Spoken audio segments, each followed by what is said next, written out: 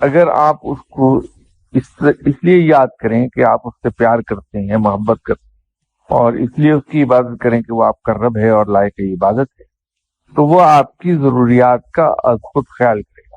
اور اگر آپ نے اس نیت کے ساتھ اس کی عبادت کی کہ اچھا میں یہ نماز پڑھ لوں تاکہ میری فلاں حاجت روا ہو جائے، میں یہ وظیفہ کر لوں کہ میرا فلاں کام ہو جائے، تو کام تو ہو جائے گا، لیکن رب نہ ملا، کیونکہ آپ نے تو مزدوری کی، اس کے ساتھ ایک کانٹریکٹ کر لیا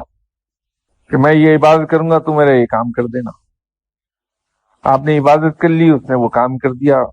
کانٹریکٹ آپ کا پورا ہو گیا۔ اس کی عبادت کیجیے اس نیت سے نہیں کہ میری فلاں حاجت جو ہے وہ پوری ہو جائے، میرا فلاں مشکل ختم ہو جائے، بس اس کی عبادت کیجیے کہ وہ لائق عبادت ہے اور وہ آپ کا رب ہے، تو وہ آپ کو لک آفٹر کرے گا پوری طرح۔ اس کے اندر ٹرک یہی ہے۔ وہ جو لفظ جو تھا، جو نماز وضو کے وقت پڑھنا تھا،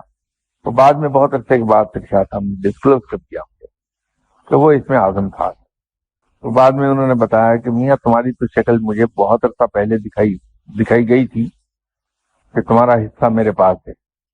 تو میں تو انتظار میں تھا کہ تم کب آؤ، تو میں تمہیں دوں، تو اس لیے چھوٹتے ہی میں نے تم کو دے دیا،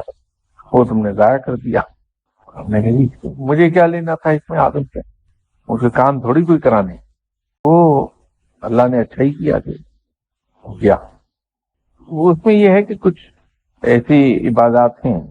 کچھ ایسی تسبیحات ہیں جس کے بعد میں منع کر دیتا ہوں کہ اس کے بعد دعا نہ مانگی گا، نماز کے بعد مانگی دعا روٹین میں جو مانگتے ہیں، لیکن تسبیح پڑھنے کے بعد دعا نہ مانگی۔ اس کی وجہ یہ ہوتی ہے کہ وہ مزدوری کی شکل اختیار نہ کرنے پائے، عبادت رہ جائے۔